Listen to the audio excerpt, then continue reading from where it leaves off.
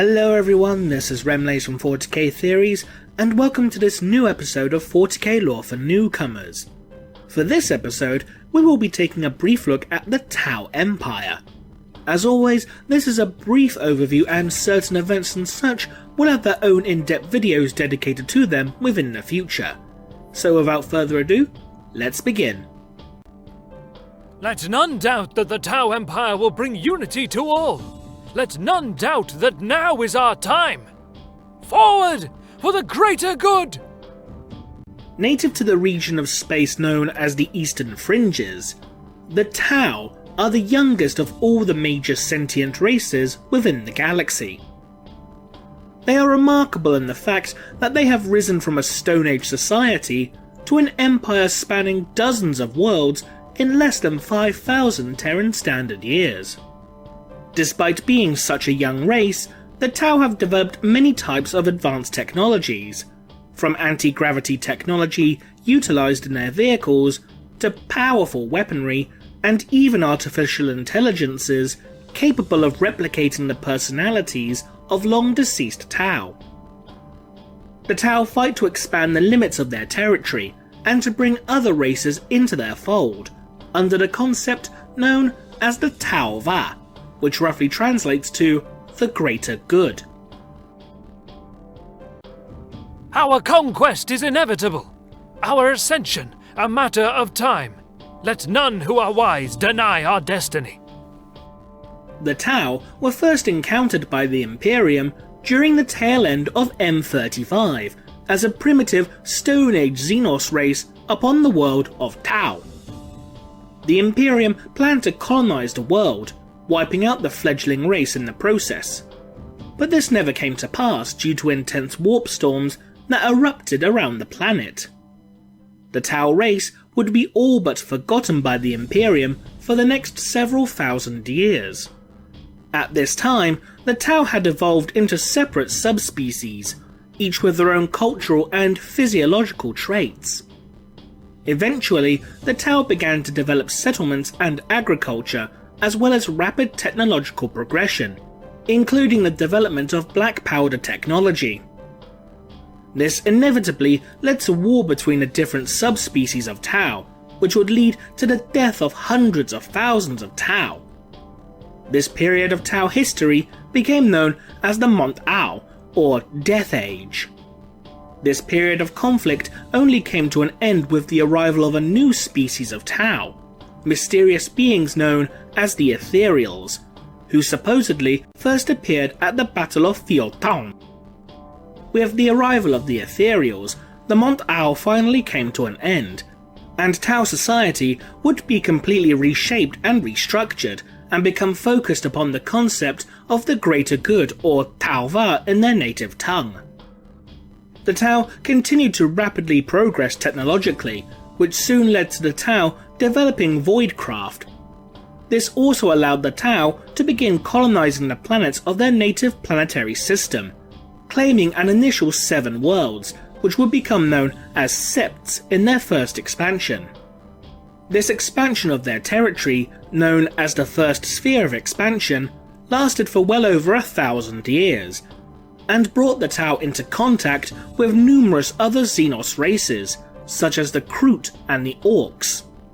The Second Sphere of Expansion began with a specific technological advancement, the development of the ZFR Horizon Accelerator engine, which allows Tau voidcraft to travel at near light speed, allowing the possibility of long-range void travel. This allowed the Tau Empire over the course of 2,000 years to claim another 7 Sept worlds in the name of the Tau Empire. However, this in turn also led to the race's first contact with the Imperium of Man. The Imperium responded to what they perceived as heresy and Xenos corruption of their worlds with violence on a scale that the Tau were completely unprepared for, such as the Imperium's launch of the Damocles Crusade, which began as the greater part of the Tau fleet crossed the Damocles Gulf with an Ultima Segmentum into Imperial territory. The wars with humanity brought the Second Sphere expansion to an end. It was also during this expansion where the Tau would first encounter the Tyrannids of High Fleet Gorgon. These wars with the Tau Empire have proved to the Imperium of Man that the Tau are not a threat to be taken lightly, and the Tau have launched multiple other expansions for the Tau Empire and the greater good. To follow any path other than the Aun'Va is to doom us all. Only together and with courage and discipline shall we stand victorious. Fight with fire and courage, and nothing can stand against us. The Tau are separated into 5 distinct castes, each given a specific role within Tau society. The first of these castes are the Ethereals, who are the ruling caste and are the Tau approximation of a priesthood. The Fire caste are large and powerful warriors, forming the Empire's military forces.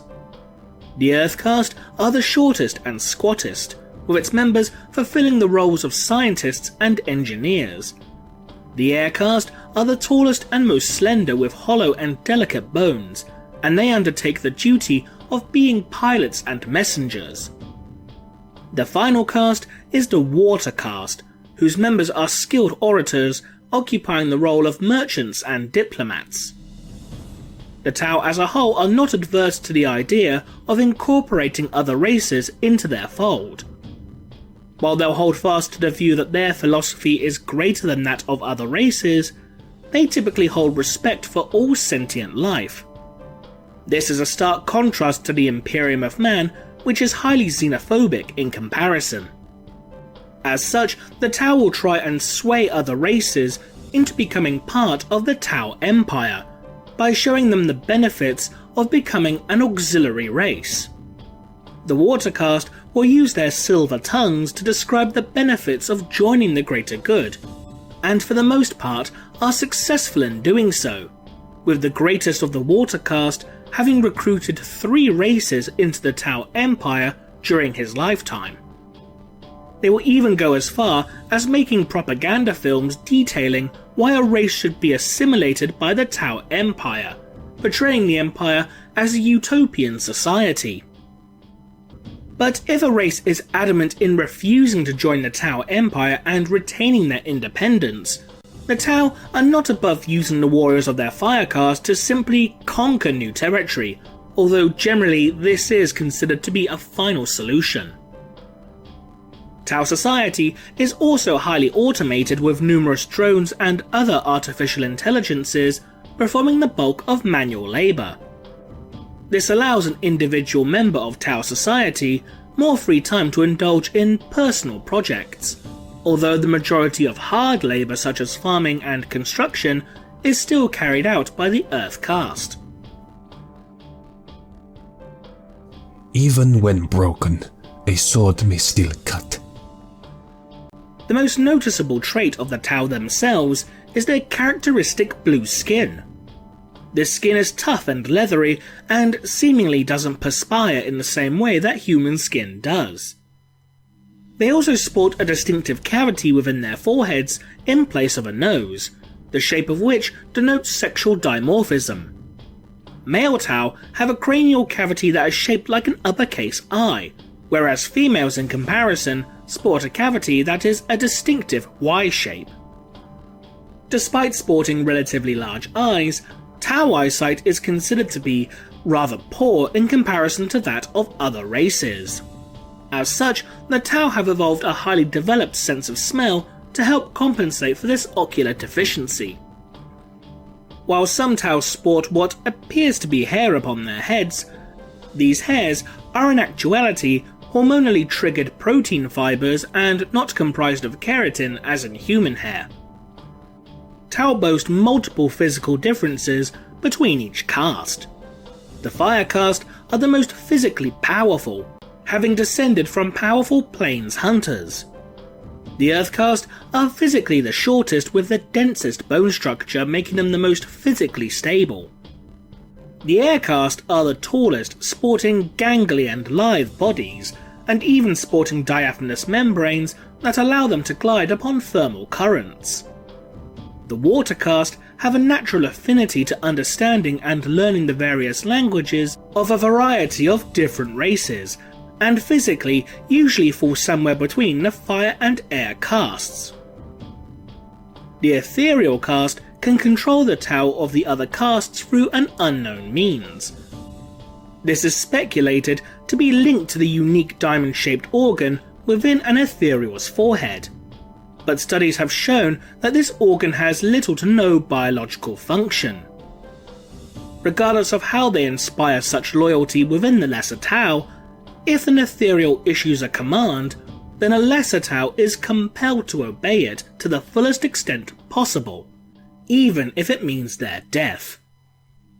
The Tau also sport distinctive feet that sport large hoof-like claws, which appear to be larger within the Tau of the fire caste compared to the other castes, possibly due to their ancestry of being nomadic plains hunters.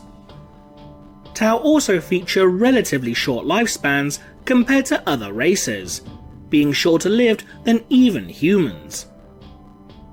The exact lifespan varies between the castes, but ethereals have been known to reach approximately 50 Terran Standard Years of age. However, to compensate this, the Tau have developed stasis technology, which allows the heroes of a given age to be kept alive until they are needed, and they are even able to preserve the minds of dead Tau within AI engrams. A well-maintained warrior is an effective warrior. The Tau Empire's military forces are comprised almost exclusively of members of the Fire Caste, although Tau from the Air Caste will pilot dropships and aircraft. To scout ahead from the bulk of the main force, the Tau utilize troops known as Pathfinders, who perform reconnaissance and even act as snipers. The backbone of the Tau military is comprised of troops known as Fire Warriors, who are typically armed with long-range pulse rifles. Fire Warriors will typically have one of two specializations known as Strike Teams and Breacher Teams. The Strike Teams focus entirely on long-range suppressing fire, whereas Breacher Teams are specialized for close-range firefights, such as within the confines of buildings. Despite being close assault troopers, Fire Warriors lack the sheer physical strength in close combat compared to humans or orcs, and as such will always attempt to fight the enemy at long range, where the Tau have an advantage. If a Fire Warrior serves on the front lines for over 4 years, then they may undertake what is known as the Trial by Fire. If they succeed in completing these trials, then Fire Warriors become promoted, gaining higher ranks within the Tau military structure. These trials to acquire promotion will be undertaken every 4 years. Once a Fire Warrior completes his first trial, they become sergeants known as Shasui, and can be trained in the utilization of battlesuit technology, though some reject this and instead become ground officers known as Chassel or Fireblades. There are numerous types of battlesuits utilized by those Tau Fire Warriors who have passed the first trial by fire. One such suit is the smaller XV-25 stealth battlesuit. Despite its small size compared to the other types of battlesuits, the XV-25 allows for a Fire Warrior to operate behind enemy lines with little threat to being discovered, thanks to its built-in jetpack, stealth field generator and holographic disruption field. Another type of battlesuit used is the standard issue XV-8 Crisis Suit, which sports firepower that can range from missile pods to fusion blasters, and many pilots are accompanied by gun drones. They also tend to sport heavy armor plating and can incorporate shield generators, as well as having high maneuverability thanks to the integrated jetpack. A heavy weapons variant exists known as the XV-88 Broadside, which replaces the integrated jetpack with artillery, such as the heavy rail rifle used to counteract enemy heavy armor and elite infantry.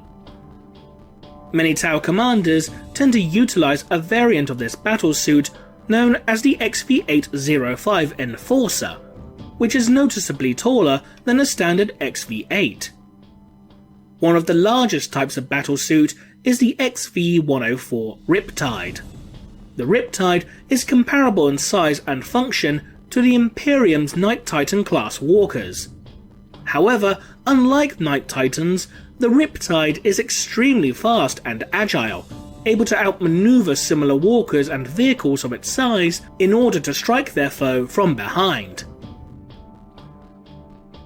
I have taken great pains not to laugh at the actions of aliens, nor to weep at them or to hate them, but to understand them.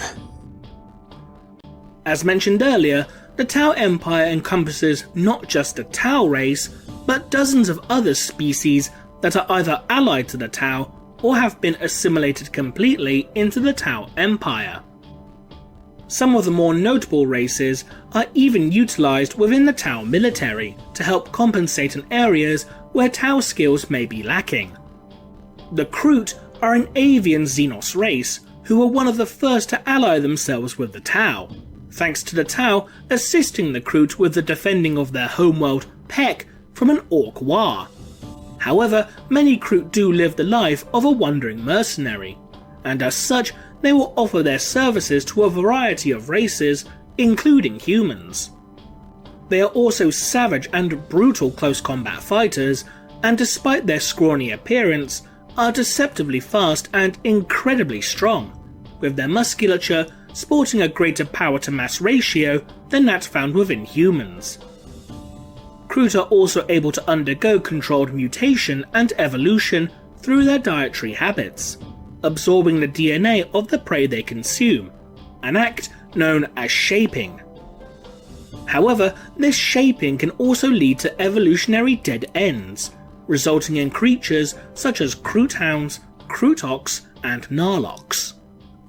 The Vespid are an insectoid race that are utilized as fast assault jump troops by the Tau. However, what is unusual in regards to the Vespid is that initially they were vehemently against the concept of the Tau Empire's greater good due to their utterly alien mindset. But eventually, the Vespid became subservient to the Tau once their leaders, the Strain leaders, donned special headgear known as Communion Helms, although this has raised some concerns if the Vespid's compliance was truly out of free will. Even certain humans, those who have turned their backs upon the Imperium to join the Tau Empire, known as gue'vesa or human helper in the Tau lexicon, will fight alongside their new masters against any threat, be it alien or even human. And so that concludes this brief overview of the Tau Empire. If you like this video, consider supporting us on Patreon for more content. To those who are new to 40k, we hope you learned something, so leave a comment below, and thanks for watching.